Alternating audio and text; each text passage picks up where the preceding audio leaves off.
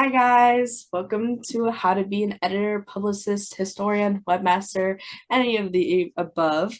We're going to be doing a little presentation with some tips and tricks and some situations to help you guys get used to your new role. And I'm Becca Allen, or Rebecca Allen, you guys' bulletin editor for the Southwest District, and this is... I'm Alina Samala, and I'm the Sandia Mountain Lieutenant Governor for New Mexico. Perfect. And now we're just gonna get started. So we have a little definition for what is your role, even though it's widely varying across all of you guys. A Key Club editor is responsible for keeping the membership informed about important activities, opportunities, deadlines at the club, and deadlines at the district and international level. Somewhat simple, somewhat not. So some of your official duties are to send newsletters, if you guys do that, filled with meeting dates, upcoming volunteer opportunities, creating informative posters, signs, or banners for your members, promoting Key Club events and others within the community, and just being able to reach out to public service announcements, local press, and community papers if that's what your club does. I know all are a little bit different. Some important notes to keep with you are the discretion of a club. Each of them will decide the specific responsibilities of whatever role you have within your club. And some might not be large enough to find a website beneficial, my bad. So some of them might have it, some of them just have social medias. And then with stuff like policies, every school is different, so you just want to refer to your school's policies for like rules prior to maybe posting something or making a social media site or website or other accounts for your Key Club. But basically, you guys are the promoters. You guys get, if you can, utilize like any form of social media like Facebook, Instagram, Twitter, Pinterest, even Snapchat. You're just there to help form connections and get your club out in the community and get them informed about all the stuff going on. So, I'll turn out to Lena. All right, and here are some examples of like ways you can use your social media. Like for Instagram, I know that's a lot, like that's like the primary social media used for most clubs within our division or like our district. So you can like use your social media to post about like events that you guys have done or like about your next meeting. So that way you can like remind your club members. And then also make sure to like make your own club hashtag. It's a good way to kind of like brand yourself and get your name out there into the community in case like people are interested in like what your key club does or like what you guys do. And then make sure to highlight your members in any service projects you do. Just really show that you guys are like dedicated and like committed to the community, and just don't like post anything that's like questionable or doesn't like really represent Key Club in like a good way. So here, those are just some things to keep in mind. And here's an example. It's kind of blurry, but like it's okay. And then next is Twitter. This kind of like depends on your club because I know some clubs use it, some clubs don't, but that's okay. Once again, you can kind of just use this as like a way to like remind people of when your next meetings are, or like just a way to like connect with your members, and just like a small reminder, don't tweet about like inside jokes, and just kind of keep it like professional and like just a way to really brand yourself into like something that people want to be a part of. And then for Facebook, I know a lot of us kind of don't use it anymore, but like you can use this to reach like older audiences. So like maybe like the parents or like the adults or like guardians of your Key Club members, or like maybe the Kiwanians, so they can kind of see what you're doing and be kind of like updated. So that way, if they don't have like social media like Twitter, Snapchat, or Instagram, they can just kind of like stay connected with you guys on Facebook. But like once again, this kind of depends on like your club and if you guys utilize this or not. If not, that's okay. It's just something to keep in mind and like a resource that you guys can use. So yeah. And, Key Club campaigning, as mentioned earlier, Key Club International actually uses hashtags to help support the sharing of big events that you guys done or how you help your community. So as well as doing those on a smaller level for your club and seeing what other people do or other people's views, you could see people beyond our district across the world with our Key Club International hashtags. And you're also just able to keep track of what's going on international wise through their own social media accounts or district level stuff through our accounts. So it's not a bad idea to keep an eye on the Key Club campaign. And of course, if you have any trouble designing, there's the being a whole brand advocate.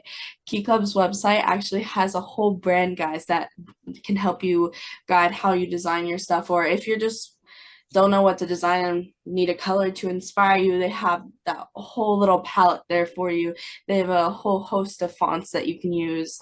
Just anything you could use if you want to be more professional or fit in line with a lot more Key Club centric activities. So it's at keyclub.org/brand guide. Not that hard, but if you ever need a little help with that, it's right there for you. And then here are just some quick tips to an ideal post. So don't crowd information. Too many words, people don't want to read. Keeping it simple and straight to the point. You want to tell someone like where something is, if it's a clothing drive, like where to drop it off, what's acceptable, and when it is. You don't want to be like describing the entire event to you. Like you don't need to know like how many pieces of clothing you have to bring or something like that. If it's a donation, you just want to let them know what the important information is. Be careful with bright overpowering colors. Yes, we definitely encourage the use of bright colors and all the fun colors that you could possibly think of, but you definitely do want to be careful with those because if I see a neon green poster, it might hurt my eyes a little. And then, of course, keeping your captions appropriate. I don't see that being too hard, but of course you want to make sure that you're saying appropriate, not just for your school policies, but also remember you are representing Key Club International at your level. So you definitely want to make sure you're staying appropriate for Key Club. All right, and next we have some examples, and like you guys would have critiqued it, but I guess we'll just kind of go over like what could possibly like what we could change about these posters or like what's good about them. And for this poster, this one's kind of on the iffy side. It could either be a thumbs up or a thumbs down. A common complaint that we did hear though during our recording last or like our official conference was like there was too much information on it. And I guess it just really depends on the event or like the service project that you guys do, because sometimes like you're kind of forced to have a lot of information on it. But like sometimes you can just kind of make it like an informative or like a simple post so like people know that this drive is happening. But like on the other side, this is a really good post if you kind of want to do like an infographic. And then the caption on this Instagram post is actually really good because it really encourages members like of what's happening and like when and like what they can gain from this. So that's kind of on the plus side. And then I guess the only delta is that there's too much information, but like once again, it just really depends on what you're doing. So just remember to keep that in mind when you guys are making an Instagram post. And then let's go to the next one. For this one, the caption, there's definitely a red flag in there. It lacks a lot of detail and it's kind of informal and not really professional. So kind of stray away from like basic slangs or like how you text your friends and kind of keep it more professional. So that way people are like, they can take you serious. And then for the Instagram post itself, this is what we mean by like just to be careful with like spamming too much information because it might be too hard to read, or like using bright colors because it just kind of might like not blend in well with your posts. Just like you just kind of have to know how to work with them. And this one kind of, or it kind of goes on the bad side, but there's definitely ways you can definitely improve them. So maybe by like spacing out the fonts, not using complex fonts so like people can't really read them. So just like take into consideration like what people can read and like how much information you're putting on your post. So yeah.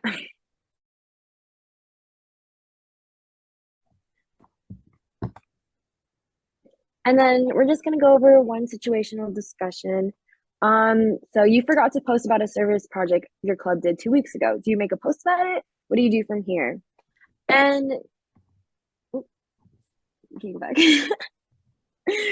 and, so for this one, it's definitely okay if you kind of miss posting about a service project, but just don't make it into a habit. So like what you can do is either like make this like a recap post or like a recap story. So like you kind of just highlight your members and like the service project so people kind of know that like you guys did this. Like even if you did forget to post about it, it's definitely okay. Just make sure that you eventually get back to it. Just say like, oh, like here's what we did this month, or like maybe like it can be a reoccurring event, so tell people to keep an eye out for it. So maybe something like that. And then lastly, someone in the club confronts you about not posting a picture they sent you from a service project.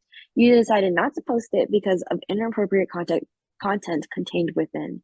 How do you respond and explain your duty of representing Key Club with honor?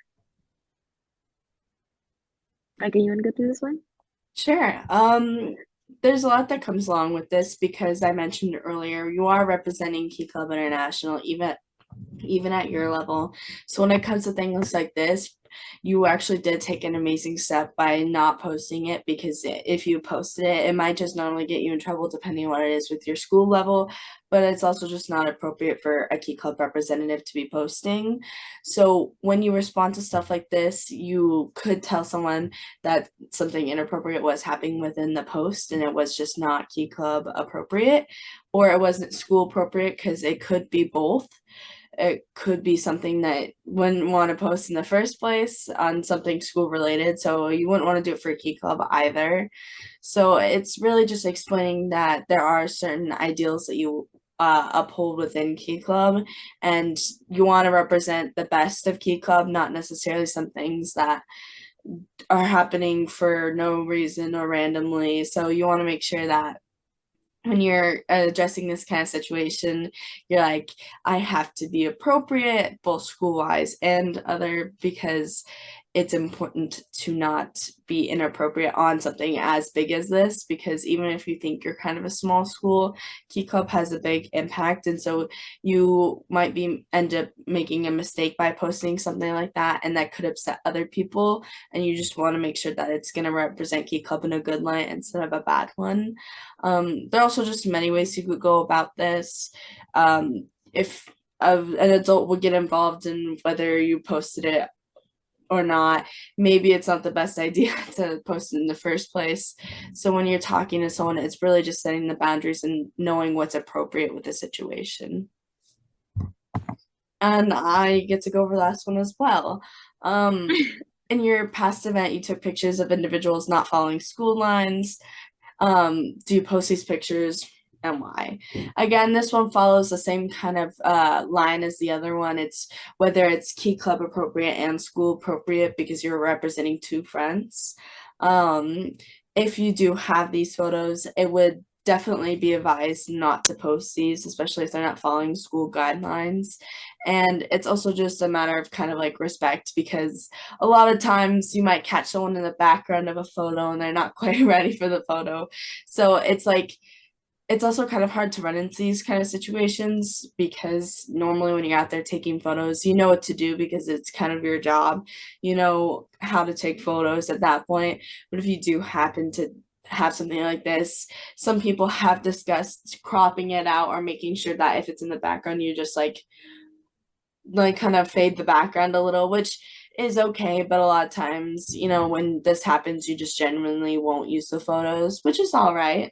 Hopefully you took others, but it's probably going to be a no most of the time. And that's about it. If you do have any questions, feel free to reach out to the district Instagram or your LTGs. They should all be very helpful in helping you with any posts you're making or any questions about events you want to make posts about.